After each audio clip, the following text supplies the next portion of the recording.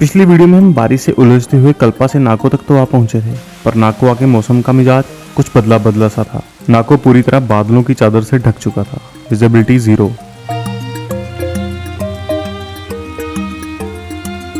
सुबह के 10 बज चुके हैं। सुबह तो पहले काफ़ी बारिश थी और अभी थोड़े थोड़े बादल हैं, पर एकदम सारा मौसम ना फोगी फोगी हो रखा है यहाँ पे।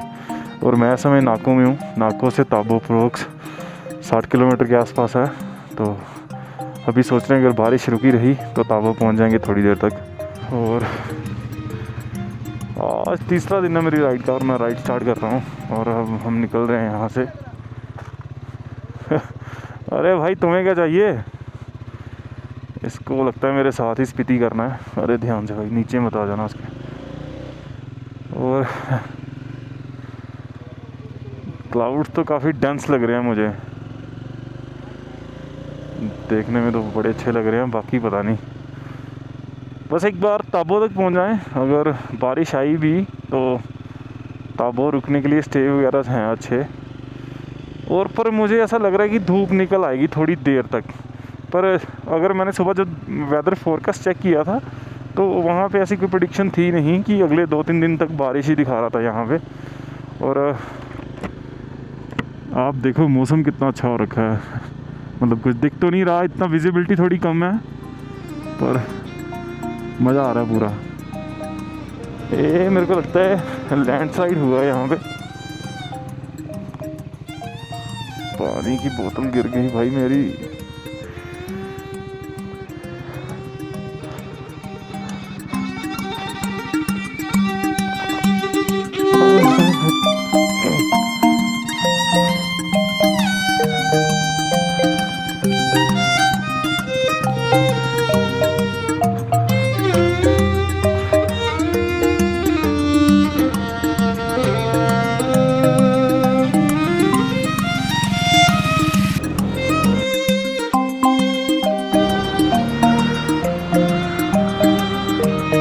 नाको से थोड़ा दूर निकलने के बाद मौसम भी खुला और रास्ता भी, और पहाड़ अब दूर तक दिखने लगे थे। कहीं कहीं तो बिल्कुल एकदम शार्प टर्न आते हैं ऐसे।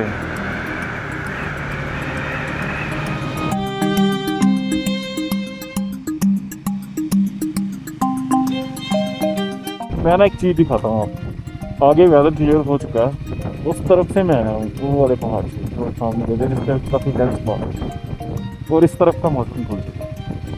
कितना ही फ़र्क होगा इन पहाड़ों में। और वहाँ इतना ज़्यादा मौसम ख़राब है, इतना ज़्यादा मौसम ख़राब है कि कुछ दिख भी नहीं रहा। और अब आगे थोड़ा थोड़ा मौसम खुलने लगा। ये अच्छा है थोड़ा मेरे लिए। ये मूनलैंड सी दिखने वाली जगह, स्टनिंग, ब्रेथ टेकिंग, मेस्मराइजिंगली अद्भुत, वाओ, ऐसा कुछ निकल नहीं रहा था मेरे मुंह से। मेरी फट चुकी थी इस जगह को देख के।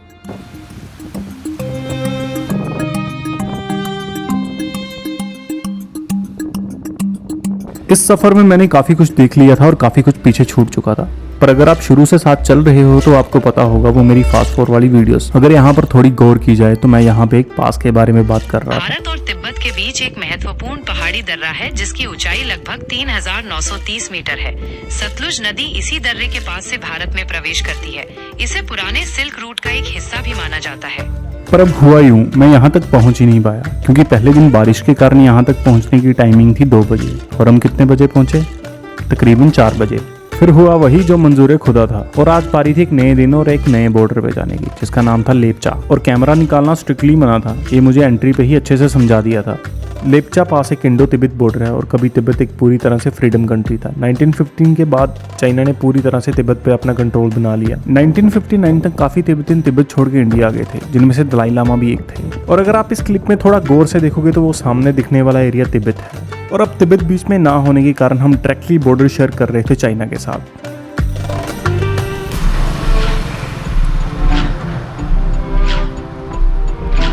अभी मैं सुमडू से वापस जा रहा हूँ काजा की तरफ। और सबसे पहले आने वाला शहर है नाको। प्लान तो हमारा पहले नाको रुकने का था, पर कल पहुँच नहीं पाए बारिश के कारण नाको। पर आज वेदर ठीक लग रहा है। पर ऊपर अगर आप देख पा रहे हो ना तो हल्के हल्के बादल आपको अभी भी दिखेंगे। जो स्नो कैप माउंटेन्स हैं वो अभी भी कवर्ड हैं क्लाउड्स के साथ। अभी जो सबसे पहला शहर आएगा वो ताबो आएगा और फिर ताबो से जाएंगे काजा। ताबो से काजा अराउंड 64-65 किलोमीटर, 1 से 1.5 घंटे का रास्ता है।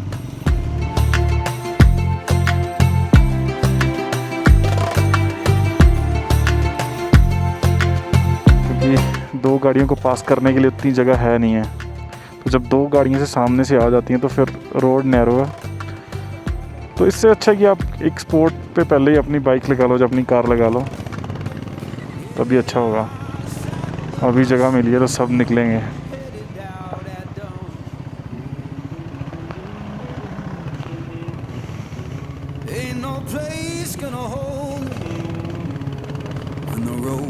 अरे बाप रे,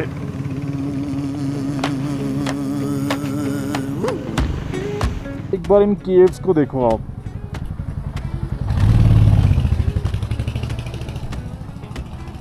ये नेचुरल केव्स बनी हुई हैं, तो पता नहीं कैसे बनी होंगी, पर इतनी सुंदर लग रही है देखने में। मैं इस समय ताबो से थोड़ा आगे निकला हूँ काजा के लिए, हाफ वे तक आ चुका हूँ। और यहाँ से आप इस वैली की ब्यूटी चेक करो यार।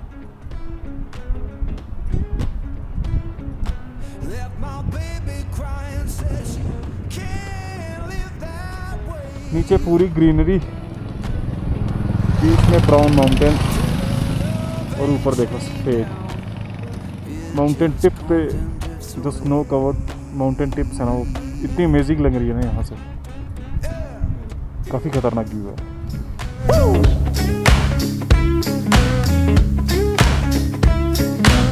तकरीबन 6 से 7 किलोमीटर दूर अभी काजा, और काजा के बाद हम जाएंगे की मोनेस्ट्री, जो यहाँ की फेमस मोनेस्ट्री है। तकरीबन यहाँ से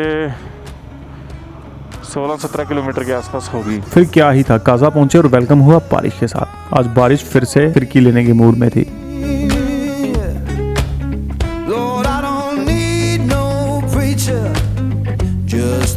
वैसे तो काजा का बड़ी बेसब्री से इंतजार था, पर काजा पहुंच के मिला एक जोर का झटका।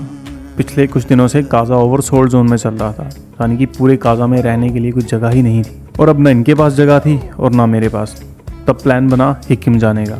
मैं उन नीचे बहती हुई केव्स का एक ड्रोन शॉट लेना चाहता हूँ, पर मुझे डर है अगर मैंने कहीं ड्रोन उड़ाया तो फिर मुझे डर लग रहा है कि वो कहीं उड़ ही ना जाए। हिकिम जाने के लिए 2 रास्ते पड़ते हैं। जब आप काजा से तकरीबन 6 किलोमीटर ऊपर आओगे, वहाँ से एक रास्ता लांगजा के लिए जाता है, जो रोड पक्का है और अच्छा रोड है, और दूसरा रोड है जो बिल्कुल ऑफ रोड है 15 से 16 किलोमीटर का, और वो काफ़ी ख़राब रोड है। मेरी किस्मत और मेरी हरकतें, जिनका मुझे अच्छे से पता था। साफ रोड छोड़ के चूज़ किया ऑफ रोड, और हिकिम तक जाते जाते मेरी फटके हाथ में आ चुकी थी। हिकिम तक पहुंचते पहुंचते काफ़ी रात हो चुकी थी, और जब रात में हिकिम पहुंचे तो ऐसा लगा मानो मामा का घर हो। मैं हूँ इस समय हिकिम में, और हिकिम का टेम्परेचर काजा के टेम्परेचर से काफ़ी डाउन है। आई थिंक यहाँ अभी 9 साढ़े 9 बजे के आसपास का टाइम हो रहा है। और जब मैं काजा से ऊपर आया था तो काफ़ी लूप्स थे, काफ़ी लूप्स पार करके आप हिकिम पहुँचते हो। और हिकिम, ठीक है, शुक्रिया। अभी नहीं पिया चाय। किस, हाँ डाल दीजिए। किस में है चाय? पर अब चाय पीते भी तो कैसे।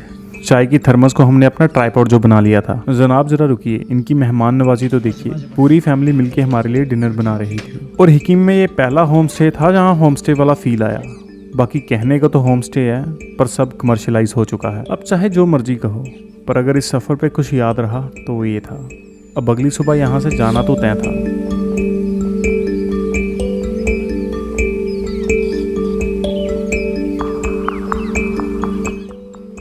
आइए ज़रा इन जनाब के साथ गौर फरमाइए। हम हिकिम में जिस होम स्टे पे रुके थे, ये उसके ओनर थे, और वो पूरा होम स्टे इनकी फैमिली चला रही थी। और आज इनके घर कुछ खास तरह की दावत थी, जिसके लिए इन्होंने हमें इनवाइट तो किया, पर हमें आगे निकलना था। हिकिम में आने के बाद मुझे इस गांव की एक सबसे अच्छी बात पता चली कि इस पूरे गांव में अगर किसी के घर कोई भी इवेंट हो तो ये पूरा गांव उनके साथ काम कराने के लिए आ जाता है। अगर मैं इन लोगों की मेहमान नवाजी की बात करूं तो इन दिनों काजा में काफ़ी पेट्रोल की मारामारी चल रही थी, पर फिर भी कमांडो ने हमारे आने से पहले ही पेट्रोल का जुगाड़ करके रखा था। ये मेरे लिए तो बड़ा ओवरवेलमिंग था। तो अभी यहाँ पे थोड़ी थोड़ी बादल है, थोड़ा चांसेस हैं कि आज बारिश होगी दोबारा। सुबह हल्की हल्की बर्फ़ भी गिरी थी यहाँ पे। और अगर मैं टेम्परेचर की बात करूँ तो टेम्परेचर काफ़ी डाउन था, एटलीस्ट -1 या -2 के आसपास तो था टेम्परेचर। और यहाँ थोड़ी एल्टीट्यूड सिकनेस भी है, थोड़ा हेडेक है अभी भी। तो अभी मैं रेडी हो चुका हूँ, निकलने के लिए रेडी हूँ। यहाँ मैं बेसिकली यहाँ मैं स्टार गेजिंग के लिए आया था, पर रात को बादल थे तो स्टार गेजिंग इतनी अच्छे से दिखी नहीं। लेकिन यहाँ से जाने से पहले वर्ल्ड हाईएस्ट पोस्ट ऑफिस देखना भी बाकी था। लेकिन पोस्ट ऑफिस पहुँच के पोस्ट ऑफिस के दर्शन कर पाना मात्र ही काफ़ी था। ऐसा लग रहा था कि पूरी दुनिया व्हाट्सएप मैसेज छोड़कर एक दूसरे को तार भेजने में बिजी हो। हाँ, मगर अभी भी कुछ लोग अच्छे से सिविक सेंस फॉलो कर रहे थे, पर कुछ ऐसे भी थे।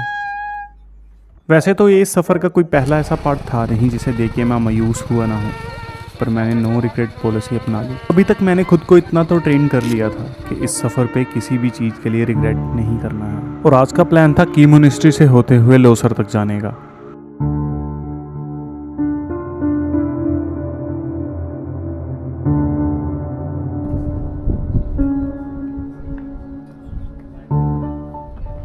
की मोनेस्ट्री, जिसे की गोम्पा भी कहते हैं, स्पीति घाटी का सबसे बड़ा और पुराना मठ है। ये लगभग 13,668 फीट की ऊंचाई पर स्थित है और इसकी बनावट किसी किले जैसी है जो बिल्कुल पहाड़ से निकलती हुई दिखाई देती है। ये तिब्बती बौद्ध धर्म की गेलुक्पा संप्रदाय का एक मुख्य केंद्र है। यहाँ पर लगभग 200 भिक्षु रहते हैं जो बौद्ध दर्शन और ध्यान की शिक्षा लेते हैं। अमेजिंग।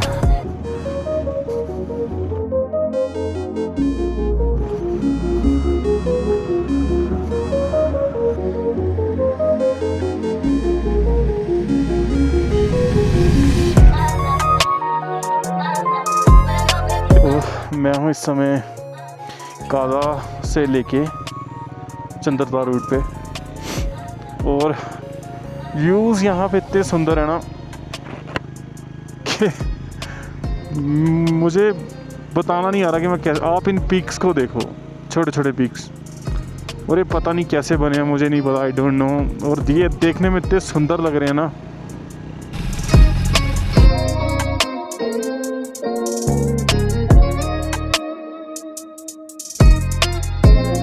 बिलीवेबल कि ऐसी कोई जगह भी है इस धरती पे।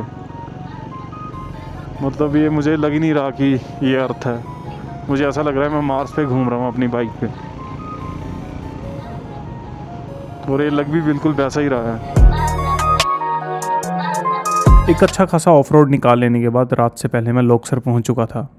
70 किलोमीटर का जो ऑफ रोड था, पीक ऑफ रोड, वो करके आ रहा हूँ और मेरी हालत काफ़ी ख़राब है। मतलब वाट लग चुकी है इस ऑफ रोड के चक्कर में, और मेरी बाइक की हालत देखो। इस 70 किलोमीटर के स्ट्रेच से इतना थक चुका था कि रात में कब नींद आई मुझे खुद पता नहीं चला, और अगली सुबह जब उठा तो हालात कुछ ठीक नहीं थे। इस समय काफ़ी ठंड है यहाँ पर, बड़ी ज़्यादा ठंड लग रही है, और इतना सर दर्द कर रहा है ना मेरा। चाय पीने से कुछ देखते हैं रिलीफ मिलता है कि नहीं। मैं हूँ इस समय कुंजुम पास, और मेरी हालत देखो आप एक बार।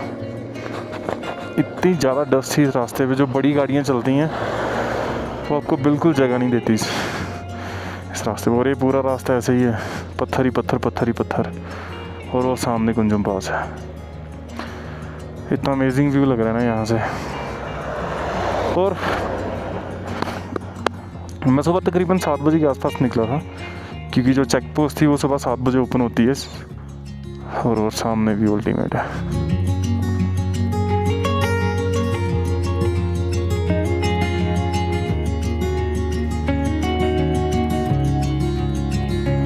और ये रहा कुंजुम पास वार मेमोरियल। ये पास मोस्टली बंद रहता है, सिर्फ साल के इन्हीं दिनों में खुलता है, और ये पास अभी रिसेंटली खुला ही है। आज से 5 से 7 दिन पहले ये पास टोटली बंद था।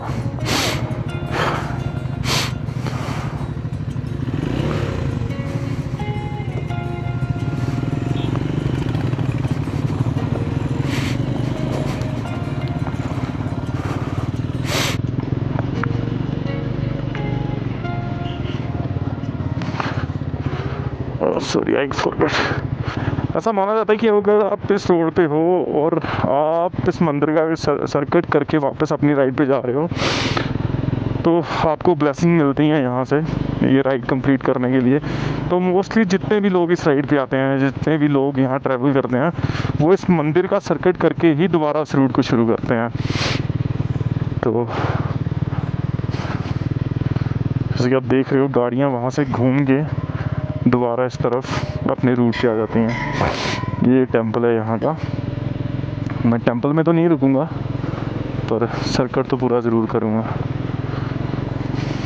स्नो चेक करो किस लेवल तक की स्नो है, और ठंड इतनी ज़्यादा ठंड लग रही है ना।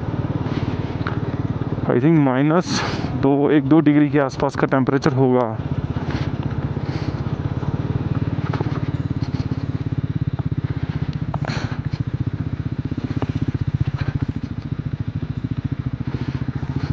काफ़ी लंबा जाम लगा हुआ है रास्ते पे ना।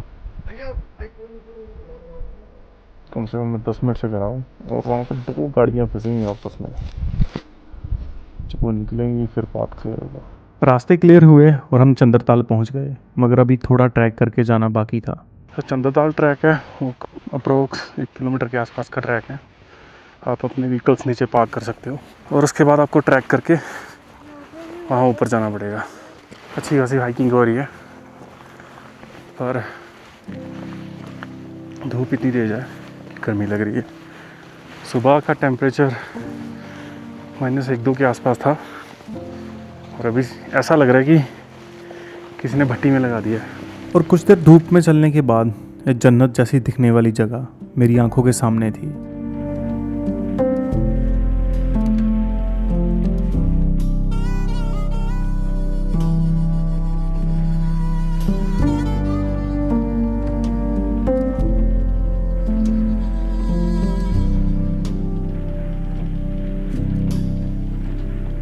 But you know why I'm torn.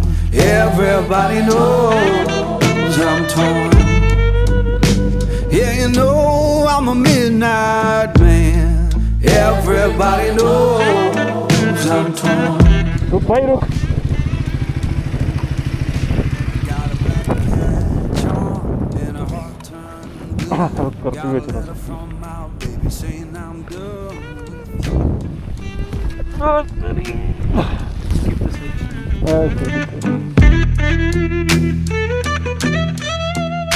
I'm gonna make you good. Lead me by my hand. Then the crowd gon' cry for the midnight man. Love and cry.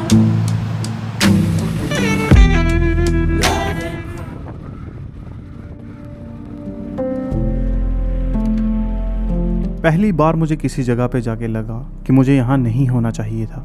मेरा यहाँ पर होना इसे तबाह कर रहा था। लोग अक्सर ऐसी जगहों पे जाके चीखना चिल्लाना शुरू कर देते हैं, पर मैं थोड़ा खामोश हो जाता हूँ। इस जगह पे ह्यूमन वेस्ट, प्लास्टिक की बोतल, सॉक्स और चॉकलेट के रैपर्स मिलना किसी लानत से कम तो था नहीं, और फिर सिविक सेंस के नाम पे चिल्लाने वाले लोगों की हरकतें भी किसी जोकर से कम तो थी नहीं। नाच गाने और हमारी बेतुकी हरकतों से हमने इसे अच्छी तरह से रोन दिया है। और प्लास्टिक की तो बात ही ना करी जाए तो अच्छा। क्या इन प्लास्टिक की बोतलों को डस्टबिन में डाल आना ही सबसे बड़ी इंसानियत है? अब आप बोलोगे कि प्लास्टिक यूज करने का ठेका सिर्फ जनता का ही है, सरकार इसे पूरी तरह से बैन ही क्यों नहीं कर देती? तो समझिए, बाजार चीजों को पूरा करता है और बाजारवाद चीजों में बढ़ावा। इन पहाड़ों को हमारी जरूरत नहीं है, पर हमें इनकी है। गाड़ियाँ देखा, अब ये पूरा पहाड़ पार करके इसके पीछे दोबारा काजा मनाली रोड जो हाईवे है वो शुरू हो जाएगा। ऐसा बिल्कुल भी नहीं है कि इस दुनिया में आपको सब बुरे ही मिलेंगे। साल 2018 में आए स्नोफॉल और हैवी फ्लड के कारण यहाँ 40 से 50 लोग फंस गए थे, और इन चाचा चाची ने उन 40-50 लोगों को गर्म खाना और शेल्टर दिया। और आज भी इस पूरे रोड पे सिर्फ एक ही ढाबा है जो इतने क्राउड को संभाल रहा है।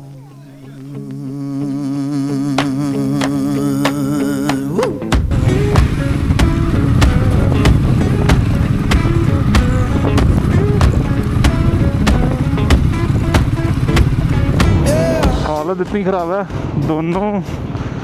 दोनों पैरों में पानी चला गया, वो भी पूरे अच्छे वाले तरीके से, और हवा इतनी तेज़ चल रही है कि पूछो मत, और ऊपर से वाटर क्रॉसिंग पे वाटर क्रॉसिंग।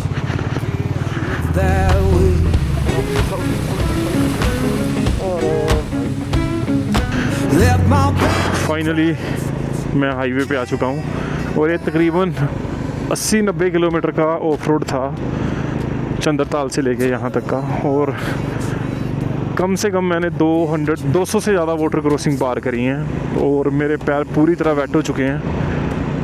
और कोकसर यहाँ से सिर्फ 3 किलोमीटर है और कोकसर से आगे ये पूरा हाईवे है। ज़्यादा ऑफ रोड था कि मेरे लग चुके हैं पूरी तरह से मेरे हालात।